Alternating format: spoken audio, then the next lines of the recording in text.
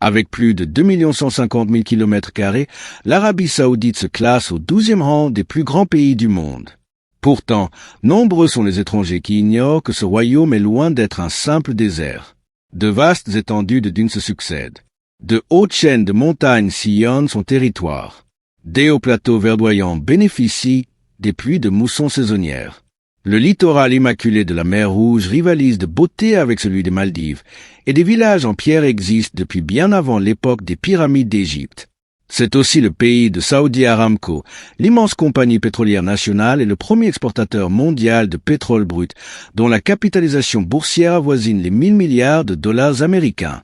Les revenus de cette seule entreprise financent des gratte-ciels de verre, les dépenses de défense et des profits exorbitants pour les citoyens, ainsi que certains des méga-projets les plus impressionnants jamais entrepris par l'humanité. Mais surtout, voici ce qui compte.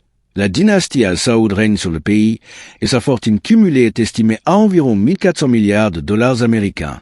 Pour saisir l'ampleur de ce chiffre, il équivaut à environ 5 fois la fortune cumulée d'Elon Musk et de Bill Gates. Mais au-delà du pétrole et des palais, 35 millions de personnes vivent à l'intérieur de ces frontières. Des vies réelles, complexes et extraordinaires. Alors, entrons dans ce monde. La ville qui ne s'éveille que la nuit. Arriver à Riyad par un matin d'été et mettre le pied dans la rue pourrait donner l'impression que la ville est abandonnée. Cette impression n'est pas loin de la réalité. Le thermomètre dépasse fréquemment les 50 degrés Celsius, 122 degrés Fahrenheit, lorsque le soleil est au zénith. Les trottoirs sont déserts, les magasins restent clos derrière leurs portes métalliques et toute la ville semble se soumettre à un ciel impitoyable. Puis vient le coucher du soleil. Dès que la température commence à baisser, Riyad s'éveille et se transforme en l'une des capitales les plus dynamiques de la planète.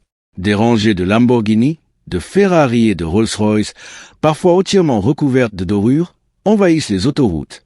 Les établissements traditionnels ouvrent leurs portes, d'élégants cafés accueillent les jeunes, et des groupes de professionnels et de familles, au son de la musique, animent les espaces de divertissement en plein air. Le cœur de Riyad bat la chamade sur le boulevard de la ville, où le spectacle de lumière éblouissant illumine l'atmosphère, tandis qu'une scène gastronomique internationale s'offre à vous, de l'agneau grillé au charbon de bois à l'arabe traditionnel aux authentiques bars à sushi japonais, une vie sociale trépidante qui rivalise avec celle de Dubaï, voire de Londres. Pour pleinement apprécier son charme, empruntez le Sky Bridge, situé au sommet de la célèbre Kingdom Tower, suspendu au-dessus du paysage urbain scintillant. Là, vous pourrez savourer un cocktail sans alcool tandis que la ville entière vibre de 1000 feux à vos pieds. Femme en abaya. Ce qui surprend presque tous les nouveaux arrivants, c'est que, dans les quartiers commerçants chics de Riyad, on croise des femmes drapées de longs voiles noirs. Mais en y regardant de plus près, on constate que ce vêtement noir n'est pas toujours fait d'un tissu ordinaire. Il peut s'agir d'une pièce aux mesures signée Dior ou Gucci, valant des dizaines de milliers de dollars. Et que cache-t-elle? Des ensembles haute couture complets, des bijoux en diamants et des accessoires d'une valeur inestimable. Pendant des générations, les Saoudiennes ont vécu sous un système juridique exigeant la présence d'un tuteur masculin, appelé Mahram. Ce dernier contrôlait presque tous les aspects publics de leur vie, qu'il s'agisse d'un mari, d'un père ou même d'un fils à peine majeur. Ce parent avait l'autorité légale sur la capacité de la femme à voyager, à travailler ou à recevoir des soins médicaux. Ce système a été largement démantelé. La conduite automobile est devenue légale pour les femmes en 2018. Le taux d'activité féminine a doublé par rapport à 2016 et dépasse désormais les 36%. Les femmes de plus de 21 ans peuvent obtenir un passeport et voyager à l'étranger librement. L'abaya a également évolué. D'une obligation religieuse, elle est devenue une expression de style personnel. La police religieuse, jadis connue pour ses patrouilles à coups de matraque afin de faire respecter le code vestimentaire, a perdu son pouvoir de coercition vers 2019. Pour les femmes voyageant seules, la réalité actuelle est bien différente des anciens stéréotypes. La présence d'un accompagnateur masculin n'est plus requise. Les femmes étrangères peuvent utiliser des applications de covoiturage, réserver des hôtels de manière indépendante et flâner en toute sécurité sur les promenades du bord de mer, comme la corniche de Jeddah. Le port intégral du voile islamique abaya et du foulard n'est plus obligatoire pour les visiteuses dans la majeure partie du pays, même s'il reste courant. La pudeur, qui implique de couvrir les bras et les jambes, demeure une marque de respect culturel attendue. Les mariages les plus chers du monde. Les mariages saoudiens ne se contentent pas d'engranger des dépenses exorbitantes. Ils redéfinissent aussi la notion de luxe absolu. Le coût total atteint souvent des dizaines de millions de dollars. Et voici le rebondissement inattendu qui surprend tout le monde. Les jeunes mariés ne se connaissent pas vraiment lors de leur propre célébration. Les cérémonies saoudiennes se déroulent comme deux fêtes distinctes, organisées simultanément dans des lieux différents. Dans la pièce réservée aux hommes, les invités, coiffés de chapeaux blancs traditionnels, savourent des agneaux rôtis entiers servis sur des montagnes de riz parfumé, boivent du café arabe à volonté et exécutent l'arda, une danse ancestrale à l'épée dont les racines remontent à plusieurs siècles dans les traditions tribales. Dans la pièce réservée aux femmes, les coutumes sont très différentes car aucun homme extérieur à la famille n'est présent. À ce moment-là, abaya et hijab sont complètement ôtés. Les participantes arrivent vêtues de leurs plus belles robes, des créations de luxe signées Chanel, Elisap et Valentino. Les diamants scintillent de mille feux. Des chanteurs offrent des prestations en direct, chose très inhabituelle dans les espaces publics traditionnels saoudiens. Les téléphones portables sont généralement conservés dans des étuis scellés afin de préserver l'intimité des femmes non voilées présentes dans la salle. L'entrée solennelle de la mariée, appelée Zafa, ne commence presque jamais avant 1h ou 2h du matin. Les événements sociaux et les mariages en Arabie saoudite se prolongent tard dans la nuit. Le fondement économique du mariage est le mahr, la dot islamique versée par le marié à la mariée. Pour les familles de la classe moyenne, ce montant est d'environ 8 000 $ américains. Pour les familles aisées, il peut atteindre des centaines de milliers de dollars, payés en or, en biens immobiliers ou en espèces. Après les festivités dans les deux salles, les jeunes mariés se retrouvent enfin dans une pièce privée, entourés de cadeaux plaqués or. Snapchat est la culture secrète des rencontres. La communauté des réseaux sociaux en Arabie saoudite est parmi les plus actives au monde et la plateforme dominante n'est ni Instagram ni TikTok, mais Snapchat. Pas moins de 22 millions de personnes en Arabie saoudite, soit plus des 2/3 de la population du royaume, utilisent activement Snapchat. L'utilisateur moyen ouvre l'application environ 50 fois par jour. Pourquoi Snapchat est-il si populaire? Parce que son design est parfaitement adapté aux besoins d'une société conservatrice. Les messages disparaissent automatiquement. Les utilisateurs peuvent se cacher derrière des pseudonymes et le partage de contenu est strictement contrôlé. Dans un pays où les interactions publiques entre hommes et femmes sans lien de parenté restent un sujet culturellement sensible, la protection de la vie privée numérique n'est pas un luxe, mais une nécessité. Aborder des inconnus dans des lieux publics, comme les centres commerciaux, est considéré comme extrêmement inapproprié. Par conséquent, les rencontres modernes impliquent souvent qu'un homme suive discrètement une femme dans un lieu public avant de lui communiquer son code QR Snapchat. Une fois ce lien numérique établi, les couples entrent dans ce que beaucoup appellent la phase de conversation, tissant une relation émotionnelle à travers des messages éphémères, loin de la surveillance familiale. En 2018, un Égyptien a été arrêté pour avoir simplement publié en ligne une vidéo le montrant en train de prendre son petit déjeuner avec une collègue célibataire. L'impact de cette affaire influence encore aujourd'hui la manière dont de nombreuses personnes gèrent leurs interactions sociales publiques. Richesse extrême. La richesse de l'Arabie saoudite ne se manifeste pas seulement par des bâtiments gigantesques, elle se révèle aussi de manière difficilement explicable. Dans les supermarchés de luxe, des produits courants comme les barres chocolatées et les cafés haut de gamme sont vendus emballés dans des feuilles d'or 24 carats. Des hôtels de luxe proposent des téléphones plaqués or et des diamants et des bouteilles d'eau ornées de pierres précieuses ont été découverts dans différentes villes du royaume. Certains distributeurs automatiques de billets délivrent des lingots d'or purs au lieu de billets. Cette obsession du statut social s'étend même au règne animal. Malgré les réglementations gouvernementales qui tentent d'interdire cette pratique, de jeunes Saoudiens fortunés sont devenus célèbres dans le monde entier pour posséder des lions, des guépards et des tigres comme animaux de compagnie. Ces prédateurs ont été élevés dès leur plus jeune âge, habitués à vivre en intérieur, et des vidéos quotidiennes montrant leurs interactions avec les animaux étaient publiées. Les lions adultes étaient traités comme des chats ordinaires. Un lion blanc rat pouvait coûter plus de 200 000 $. Leurs propriétaires les nourrissaient de morceaux de viande de premier choix pour afficher publiquement leur richesse. Il y a aussi le paradoxe de la mendicité. En Arabie saoudite, il est strictement interdit de solliciter de l'argent, et les autorités traitent ces cas avec la plus grande rigueur, les considérant comme des escroqueries. Cependant, la tradition islamique accorde une grande importance à la charité, notamment pendant le Ramadan, période où l'obligation spirituelle de donner généreusement engendre un afflux important d'argent difficile à tracer. Des groupes organisés profitent de cette occasion et envoient des personnes dans les quartiers aisés durant les périodes de collecte. Le cas le plus frappant qui ait été documenté est celui d'une femme aveugle nommée Aïcha, qui a passé un demi-siècle à mendier dans les rues de Djeddah, vêtue de haillons. Après sa mort, les autorités ont découvert qu'elle avait secrètement accumulé 4 propriétés immobilières, de l'or et des bijoux d'une valeur de plus de 260 000 dollars américains et un héritage total avoisinant les 800 000 dollars américains. L'économie cameline.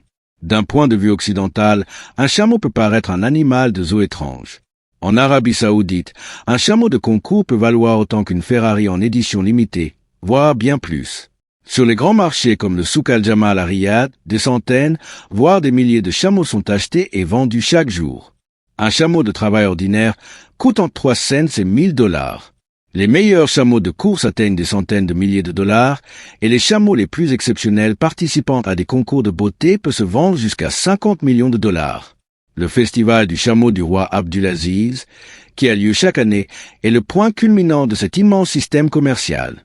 Le concours de beauté cameline à lui seul offre des prix dépassant 66 millions de dollars. Les juges évaluent la courbure des lèvres, les proportions de la tête, la forme de la bosse et la longueur des cils. La compétition est devenue si intense que, lors de récents festivals, des dizaines de chameaux ont été disqualifiés après que des vétérinaires ont découvert que leur propriétaire leur avait injecté du botox et des produits de comblement à base de silicone dans les lèvres et le nez pour améliorer leur apparence, de véritables opérations de chirurgie esthétique sur des chameaux, pratiquées dans le but de remporter un concours de beauté. L'aspect compétitif de cette industrie a également connu une transformation technologique. Les jockeys humains étant très lourds, les ingénieurs ont créé des robots passagers télécommandés pesant entre 4 et 5,5 kg. Leur mécanisme interne se compose généralement d'un moteur électrique alimenté par batterie, intégré dans un châssis en aluminium peint aux couleurs de la course, fixé au dos du chameau et équipé d'un bras mécanique en forme de fouet capable d'effectuer 21 virages. Pendant que les chameaux dévalent la piste, leurs riches propriétaires les accompagnent en 4x4 de luxe, leur donnant des ordres par radio. Ces ordres parviennent directement à l'oreille du chameau grâce à un petit haut-parleur installé dans le robot. Les animaux réagissent particulièrement bien à la voix de leur dresseur, qu'ils connaissent déjà. Toute la scène semble tout droit sortie d'un film de science-fiction se déroulant dans une civilisation ancienne. Les hommes fleurs des montagnes. L'image la plus courante de l'Arabie Saoudite est celle d'un vaste désert brûlant et sans fin. Mais la province d'Azir, au sud-ouest du pays, bouleverse complètement cette perception. Azir, dont le nom signifie « difficile » en arabe, possède un paysage qui justifie pleinement cette appellation. Ce sommet escarpé culmine à près de 3000 mètres d'altitude. La région est balayée par les moussons venus de l'océan Indien, qui engendrent des pluies fréquentes, des bancs de brouillard mouvants et des flancs montagneux couverts de forêts denses. Pour de nombreux Saoudiens, c'est un refuge au sein même du pays, leur permettant d'échapper à la chaleur estivale extrême de Riyad et de Djeddah. Caché au cœur de ces montagnes se trouve l'ancien village de Rijal al-Ma'a, parfois surnommé le village du gingembre, construit il y a entre 700 et 900 ans. Le village se compose d'une soixantaine de maisons fortifiées à plusieurs étages, bâties en basalte local et en quartz blanc. Les bâtiments, qui peuvent atteindre 7 étages, sont ornés de petites fenêtres aux couleurs vives comme le rouge, le bleu et le jaune, conçus pour offrir une défense efficace tout en permettant le logement de familles nombreuses. Non loin de là se trouve Abala, surnommé le village des cordes, construit il y a environ 370 ans par la tribu Katani. Toute la communauté était bâtie sur une étroite corniche de falaise, complètement dissimulée du plateau supérieur. Pendant des générations, le seul moyen d'y accéder était de descendre la paroi rocheuse sur environ 300 mètres à l'aide de lourdes cordes. Dans les années 1990, les autorités saoudiennes ont relogé ses habitants afin de leur donner accès aux services modernes. Aujourd'hui, le village n'est accessible que par téléphérique, offrant des vues imprenables sur les montagnes de Sarawa. Cependant, l'aspect humain le plus fascinant d'Asie réside dans ces hommes aux coiffes de fleurs. Depuis plus de 2000 ans, les hommes descendants des anciennes tribus Katani et Tiamakré portent quotidiennement des coiffes florales élaborées. À l'aube, ils cueillent du basilic sauvage, du fenugrec, des œillets d'Inde et d'autres fleurs sur les pentes et les entrelaces pour former des couronnes ornementales. Cette coutume a une fonction à la fois médicinale et esthétique. On attribue aux herbes aromatiques des vertus préventives contre les maux de tête et les problèmes de sinus, tandis que leur couleur vive rehausse la beauté. Les jeunes rivalisent souvent, de manière informelle, pour créer les couronnes les plus spectaculaires en les garnissant d'un maximum de fleurs rouges et oranges. Les plus âgés préfèrent des couronnes plus discrètes, vert foncé, faites de basilic sauvage. Ce peuple descend d'une tradition guerrière indépendante et fière, marquée par une longue histoire de conflits tribaux dans les régions frontalières instables entre l'Arabie saoudite et le Yémen. La vie d'expatrié. Imaginez une offre presque incroyable, déménager en Arabie saoudite, percevoir un salaire net d'impôts, faire le plein à moins d'$1 le gallon et louer un appartement moderne d'une chambre dans le centre de Riyad ou de Jeddah pour environ 5 cents à $1,000 par mois. L'Arabie saoudite propose l'un des packages les plus attractifs au monde pour les professionnels qualifiés des États-Unis, d'Europe et d'Asie. Un niveau de vie confortable et modéré coûte environ 1,3 cents à 2,130 $ par mois, ce qui représente des économies considérables par rapport à des salaires similaires à New York, Londres ou Sydney. Cependant, les offres d'emploi omettent souvent un élément important. Votre statut légal dans le pays est directement lié à l'entreprise qui vous a embauché via le système de la kafala ou système de parrainage. Dans ce modèle, vous ne pouvez pas simplement changer d'emploi ou quitter le pays sans une autorisation claire et documentée de votre employeur. Même un court séjour à l'étranger, le temps d'un week-end, exiger une demande de visa de sortie et de retour via une plateforme officielle, le paiement de frais et l'attente de l'approbation du parrain, c'était le cas jusqu'à très récemment.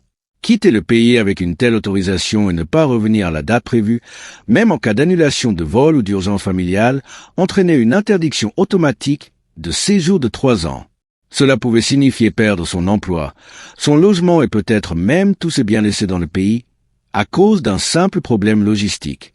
Mi-2025, les autorités saoudiennes ont supprimé cette interdiction automatique de 3 ans, permettant aux expatriés de revenir avec de nouveaux parrainages sans encourir cette longue sanction, une réforme importante qui témoigne de la volonté du royaume d'attirer et de retenir des professionnels internationaux de haut niveau.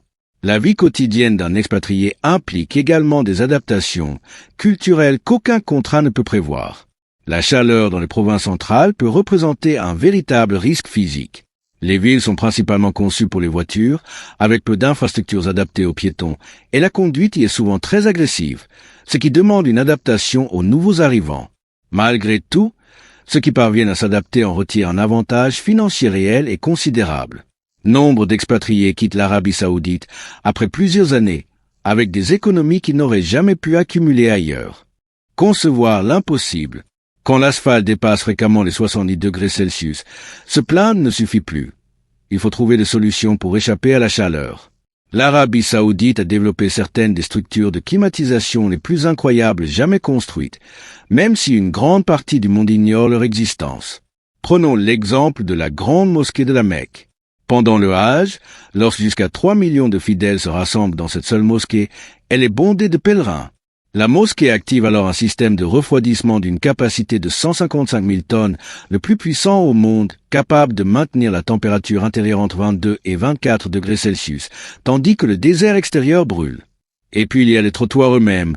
Dans les quartiers sacrés d'Arafat et de Mina, les ingénieurs ont recouvert plus de 840 mètres carrés de trottoirs d'asphalte fabriqués à partir de caoutchouc recyclé. Ce revêtement transparent peut réfléchir jusqu'à 40% de la lumière du soleil, réduisant ainsi considérablement la température de surface. Le long de ces chemins s'étendent des corridors vers de 1200 mètres de long, équipés de systèmes automatiques de brumisation froide, protégeant ainsi des millions de pèlerins, dont beaucoup marchent pieds nus. Soudain, apparaît Neom. L'Arabie saoudite construit actuellement une mégapole durable de 500 millions de dollars au nord-ouest du royaume. Son projet le plus emblématique, baptisé Zelin, est une ville en forme de ruban s'étendant sur 170 km, culminant à 500 mètres de hauteur et ne mesurant que 200 mètres de large. Son extérieur sera entièrement recouvert de verre miroir, créant une barrière réfléchissante qui, vue du désert, semble se fondre dans l'horizon. À l'intérieur de Zelin, il n'y aura ni voiture ni route. Tous les services essentiels, du logement à la santé en passant par l'éducation et les loisirs, seront organisés verticalement et interconnectés grâce à des systèmes d'intelligence artificielle. L'objectif, qu'aucun habitant n'ait besoin de marcher plus de 5 minutes pour se déplacer. Un réseau souterrain de trains électriques à grande vitesse transportera les passagers d'un bout à l'autre de cette structure de 170 km en seulement 20 minutes. De plus, 95% de l'environnement naturel environnant restera totalement intact. On ignore encore si Zelin deviendra un jour une ville fonctionnelle ou simplement l'expérience architecturale la plus coûteuse au monde. Mais l'ampleur de cette ambition témoigne clairement de l'avenir que l'Arabie saoudite envisage pour elle-même. Les villes saintes. L'Arabie saoudite est la gardienne des deux villes les plus saintes de l'islam. La Mecque et Médine accueillent chaque année des millions de pèlerins venus de près de 200 pays. La Mecque demeure totalement fermée aux non-musulmans. Aux alentours, des points de contrôle stricts vérifient la religion déclarée et les visas spéciaux. Aucune exception n'est faite, quel que soit le motif, richesse, notoriété ou statut diplomatique. Médane, en revanche, a discrètement ouvert ses frontières aux visiteurs non musulmans dans le cadre du plan Vision 2030 visant à dynamiser le tourisme culturel. Aujourd'hui, il est possible d'emprunter des bus touristiques pour visiter la ville, découvrir d'anciens champs de bataille islamiques et admirer le paysage depuis les hauteurs. L'esplanade extérieure révèle toute la beauté de la mosquée du prophète, mais l'accès à l'intérieur reste réservé aux musulmans. Un aspect souvent négligé par les observateurs étrangers est l'influence considérable de siècles de pèlerinage international sur la cuisine locale. La région du Hejaz, qui comprend Jeddah, la Mecque et Médine, a développé une cuisine parmi les plus diversifiées du Moyen-Orient, fruit des échanges culturels favorisés par les pèlerins venus des quatre coins du monde. Le mot arabe pour épice, bahara, est historiquement lié à Bara, l'ancien nom de l'Inde, un lien loin d'être fortuit. Le kapsa, considéré par beaucoup comme le plat national d'Arabie saoudite, est apparenté au biryani indien, du riz basmati à grains longs cuits avec du poulet ou de l'agneau tendre et parfumé à la cardamome, à la cannelle, au clou de girofle et à l'anis étoilé. Chaque bouchée évoque le souvenir des routes des épices traversant l'océan Indien. Depuis l'Afrique, les influences orientales et soudanaises sont arrivées par la mer Rouge, marquant la cuisine de rue du vieux quartier d'Al-Baladé à Jeddah. Le ful medam, un ragoût de haricots mijotés à l'ail et au cumin, est un incontournable du petit déjeuner. Le tahameya, une variante du falafel à base de pois chiches, se vend à presque tous les coins de rue.